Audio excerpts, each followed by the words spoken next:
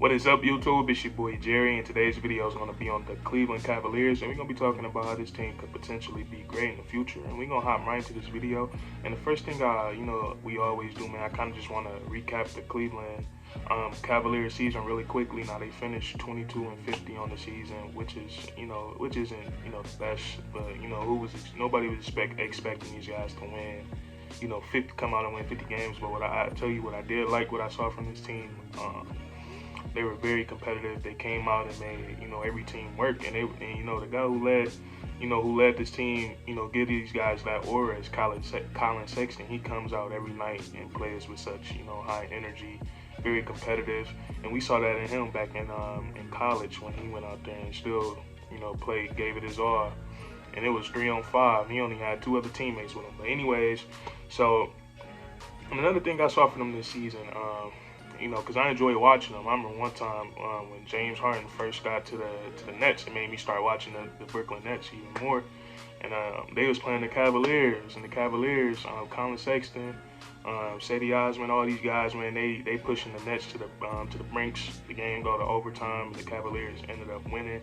And then they played them again pretty soon and beat them again. So I'm like, man, this young Cleveland team is pretty, they're pretty good, man. They're pretty competitive, and they're gonna come in and they're gonna make you work, man. So anyways, we fast forward to the off season, and the Cleveland Cavaliers have been, they've been a little busy. Now they did score the number 3 pick. The number 3 overall pick in the NBA draft, and they ended up getting Evan Mobley, which is he's a great player. He could have been this draft had like 4 or 5 number 1 picks, and Evan Mobley is a great pickup.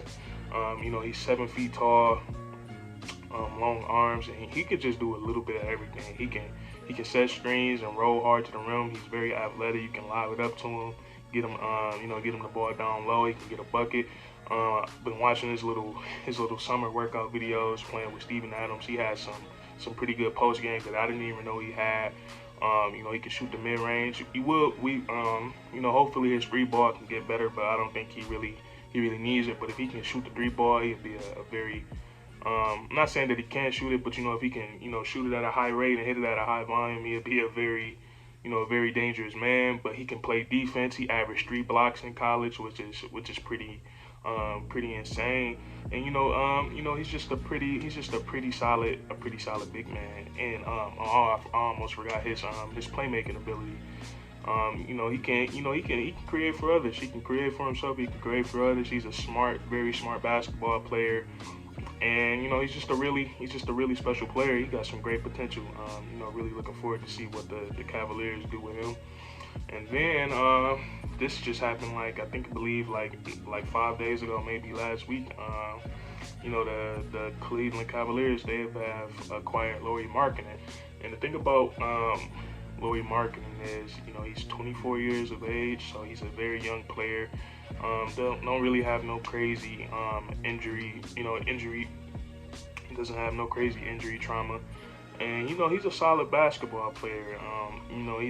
He's a power forward, center. Nowadays you really don't know who's a power forward and who's a center.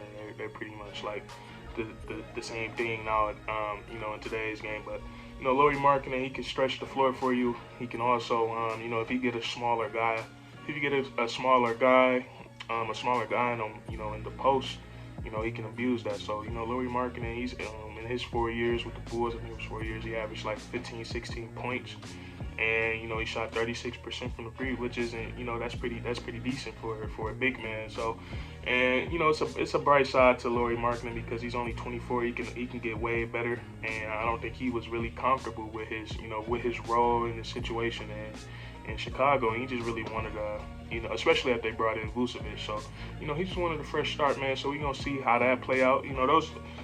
That's what they did in the offseason. I know it's really 2 moves, but I think it's great, especially drafting Evan Mobley. But anyways, we fast forward. You add these 2 guys to, like I said, that roster. That roster that was already competitive and making games entertaining, going out there playing hard every night. And the first guy I want to talk about is Collin Sexton. Collin Sexton, like I said, a very competitive guy. He gets the arena in the spirit. He gets his teammates in the spirit. Um, he had sort of a breakout season last year, and he averaged like, I think it was like 23, 24 points a game, which was pretty impressive. And the Cavaliers was looking to move Collin Sexton this year, and I know it's just kind of weird, that situation with him and Darius Garland, but I don't know how you could give I don't know how you could consider giving up. I mean, I guess you could consider giving. It just depends on how much you believe in Darius Garland. If you believe Darius Garland is just going to be that dude, then I guess you move Collin Sexton and get more more pieces that, because we all know watching the Cavaliers last season, like Garland and Sexton. It can work out on the offensive end, but really on the defensive side of the ball, they're both small guys, so it just puts the Cavaliers at a disadvantage. So, even though Collin Sexton had his breakout season, I still like him. I would love to see him still be a Cavalier. He was all in about being a Cav. He was trying to get LeBron to stay. That 2018,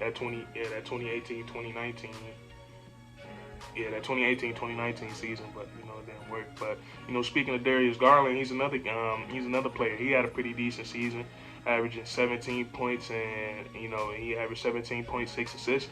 And he does have the potential. He's very quick, very fast.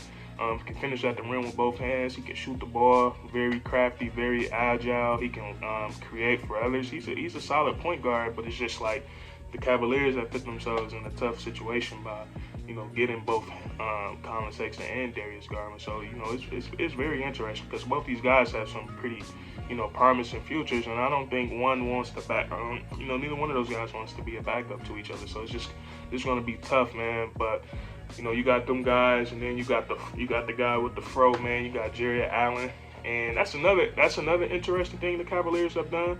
They have a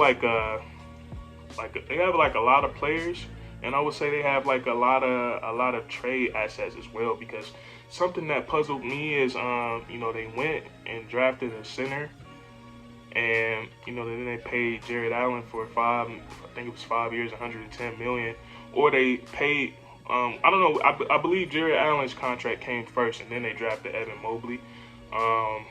That puzzled me a little bit. I'm gonna talk about that. But Jared Allen is a guy that one of the best shot blockers in the league. He done blocked some of the greatest dunkers in our NBA today. He got a block on LeBron James, so he's a great shot blocker, great defender. Can move his feet, can switch out on most players. Great rebounder, and he's a lob threat. He's just he's a great classic throwback rim protecting big man. That he's all in and being a Cavalier too. He's a great locker room guy, great for the fans, and yeah. So that's you looking at this roster. It's a bunch of young talented players, and I think the Cleveland Cavaliers need to figure out two things. Number one, they have to figure out their rotation and their starting five, because right now I don't. It's just so many different combinations, especially adding Laurie Martin into the team, because you can't start Laurie Martin, Evan Mobley, and Jared Allen unless they do some crazy big lineup. But and then you still got Darius Garland and Collin Sexton. We're gonna see if they're gonna play those guys together here in the season. So the coaching staff and the front office, they got a lot of work to do to seeing what's going to be the best starting five for the Cavaliers. But like I said, this roster is very talented. They have they have some trade assets, and the second thing they need to figure out is what they're going to do with Kevin Love. I heard a buyout 9 times out of 10 is not going to happen. And it's just going to be hard to trade Kevin Love. He makes a bunch of money, but he's very injury prone, and it's going to be tough to get we all know a young team is not going to, a young up and coming team is not going to bite on that contract, and then a contender team is not going to bite on that contract either, because we don't know if Kevin Love is stable or not. So you know, once they get that figured out, I think this road is going to be smooth sailing for the Cleveland Cavaliers. But if you enjoyed this video, man, please leave a like, comment down below. What do you think the Cleveland Cavaliers starting five should be? I think it's you know, I think they got like a good 5 or 6 different combinations they could do. And then, you know, subscribe for more weekly content. We do this all the time. This is the 3rd video this week, man. So you're gonna get them videos, man. So hey, that's curtains.